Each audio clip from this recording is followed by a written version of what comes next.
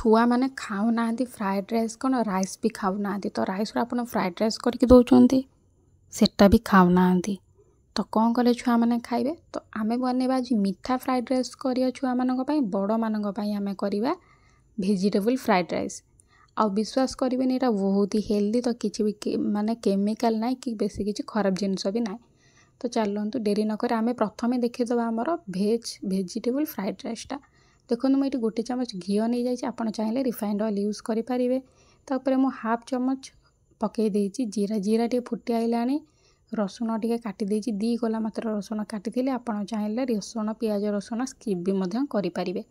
एवं मु पियाजटे पकई यही टाइप छोट छोट कर काटी कैप्सिकम खंडे काटी पकईदेली आई मुझे जाइली गाजर गाजर को मत पकई आ मटर को मुझे बतुरे सीझे देती अध घंटा सी हो जाए रेडी आ देखु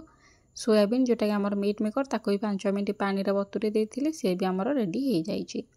जदि आपन को ए भितर कौन से जिनस पसंद ना तो ताको हटई पारे आपन को जहाँ पसंद पनीर छतु जहाँ पसंद ताको पकई पारे कि बीन्स बीन्स जहाँ भी पसंद पकई पारे ये देखो मुझे लुण दे ताकू बहुत बढ़िया भाव भाजी देती जमती कि लुणटा आमर सब परिवार लगे मिसीज आउटे लंकाटे भी काटिक पकई देती 2टा लंका छोट छोट करके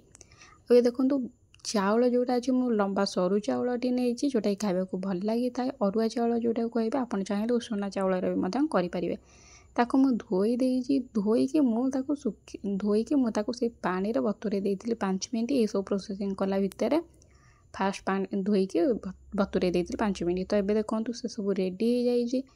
तो या पकईदेली बतुरेले कौन होता है कि जल्दी हो जाए चाउल आ देखो आप घर जोटा भी आप मसला यूज कर जोटा आप मसला भल लगे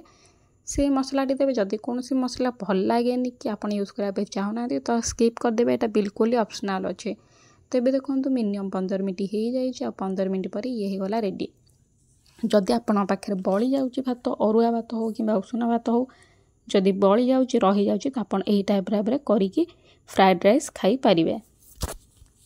आउ एबे देखिले फ्रेंड्स यहाँ एत सहज है ये रेडी हो जाए देखो मु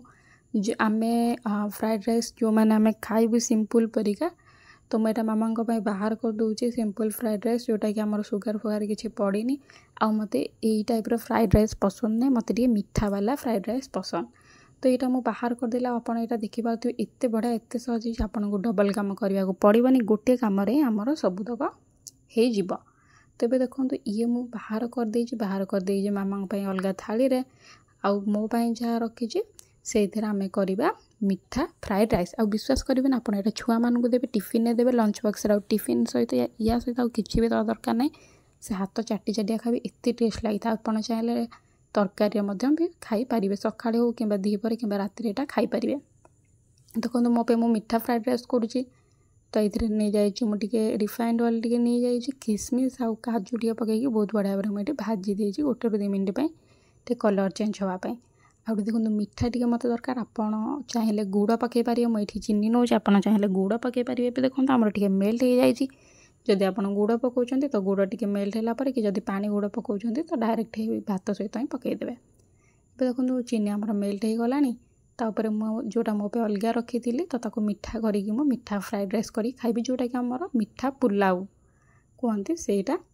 ये देखो बहुत सहज रेडी हो जाए बेसी ना आपण को मात्र 3 मिनट यही टाइप भाव घाटी देवार अच्छे आमर मीठाटा लगिज चारिआडे भात भात चारिआडे लगिज लगे पर आप खाए आप विश्वास करेंगे यहाँ बहुत ही टेस्ट लगे आपन या सहित ना आचार भी खाया पसंद करेंगे एत टेस्ट लगे जदि छुआ को दौरान तो निहाती भाव यही परिया करके दिंतु से छुआ जी भात खाऊ न से ये जिनटा खावा यहाँ बहुत ही हेल्दी थाए जमती कि आमर गाजर पड़ी काजू किसमिश पड़ी तो आप यही टाइप भाव करके दिंतु छुआ मैंने निहाती भाव खाया पसंद करेंगे आउ जदि मो वीडियोटी आपन को भल लगी तो प्लीज़ गोटे लाइक करूँ आउ जो मैंने छुआ मान टिफिन देवाई कौन भावुं तो शेयर कर।